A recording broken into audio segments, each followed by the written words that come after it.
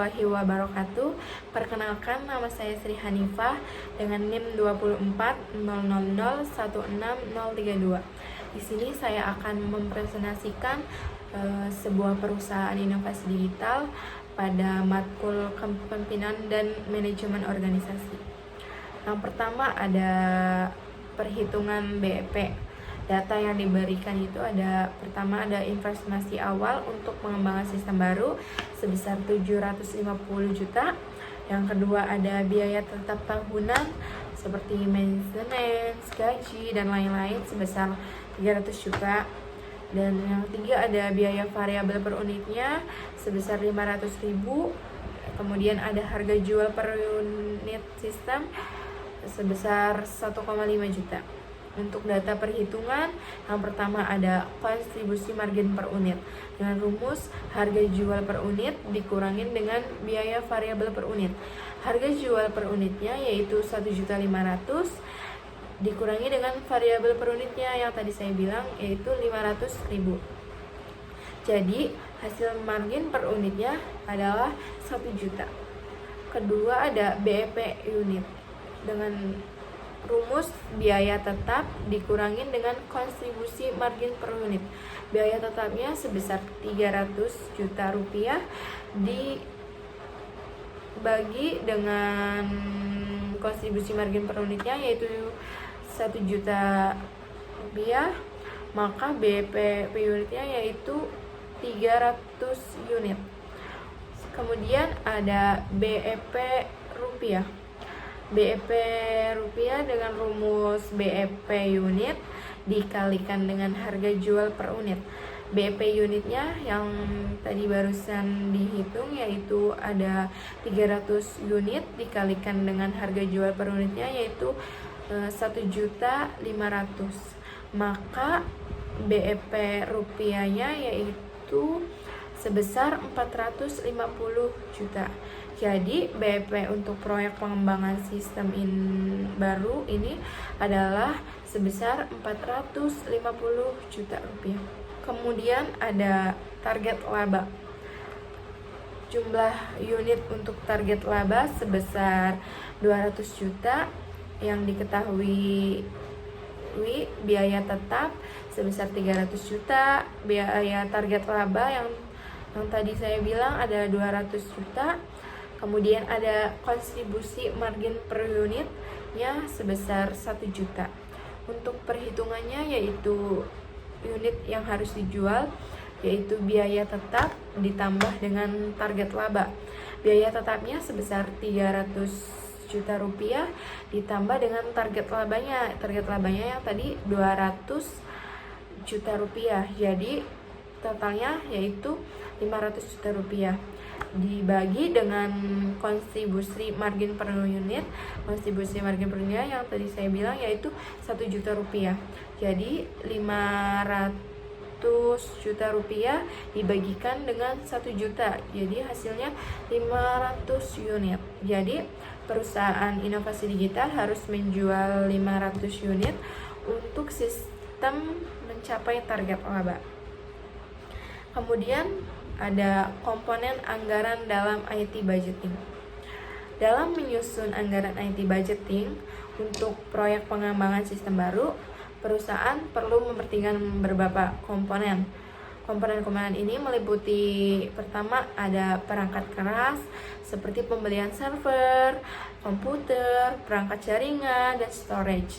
Yang kedua ada perangkat lunak, yaitu seperti lisensi perangkat lunak, ada aplikasi, dan sistem operasi. Yang ketiga ada pelatihan karyawan untuk program pelatihan untuk meningkatkan penggunaan sistem baru. Yang keempat ada pemeliharaan seperti biaya yang dikeluarkan untuk mendukung sistem termasuk pemeliharaan perangkat keras dan pembaruan perangkat lunak. Yang terakhir ada keamanan informasi seperti firewall, antivirus, dan backup data, pelatihan keamanan cyber. Kemudian ada rencana anggaran IT. Ini berikut ada gambaran rencana anggaran IT. Ada kategori perangkat keras, biaya yang dikeluarkan adalah sebesar 400 juta, dan perangkat lunak sebesar 300 juta rupiah, dan untuk pelatihan sebesar 100 juta rupiah, untuk keamanan sebesar 50 juta, dan untuk pemeliharaan sebesar 150 juta. Jadi untuk totalnya sebesar 1 miliar. Kemudian ada proses IT procurement. Proses IT procurement adalah langkah penting dalam memilih vendor yang tepat untuk menyediakan perangkat atau layanan yang diperlukan. Yang pertama itu ada identifikasi kebutuhan. Identifikasi kebutuhan perusahaan agar semua spesifikasi teknis dan fungsi sistem dapat terpenuhi. Yang kedua ada riset vendor. Ini untuk menentukan vendor yang menawarkan produk atau layanan yang sesuai dengan kebutuhan. Yang ketiga ada evaluasi, seperti vendor dibandingkan berdasarkan harga, kualitas produk, dan dukungan teknis yang mereka tawarkan. Terus kemudian ada negosiasi kontrak, dilakukan untuk memastikan semua kebutuhan tercukup dengan biaya yang efisien. Yang terakhir ada proses terakhir dengan mengimplementasikan perangkat atau layanan yang telah disepakati. Selanjutnya ada kriteria pemilihan vendor. Dalam pemilihan vendor, perusahaan harus mempertimbangkan beberapa kriteria utama. Kriteria ini meliputi pertama ada pengalaman vendor dalam teknologi yang terkait. Yang kedua ada harga harus sesuai dengan anggaran yang telah disepakati. Yang ketiga adalah dukungan teknis yang memadai, yaitu menilai dalam ketersediaan, sesudah implementasi, dan kualitas atau layanan. Yang terakhir ada memastikan vendor memiliki produk yang sesuai dengan kebutuhan. Selanjutnya ini ada gambaran flowchart IT change management. Yang pertama itu ada permintaan perubahan.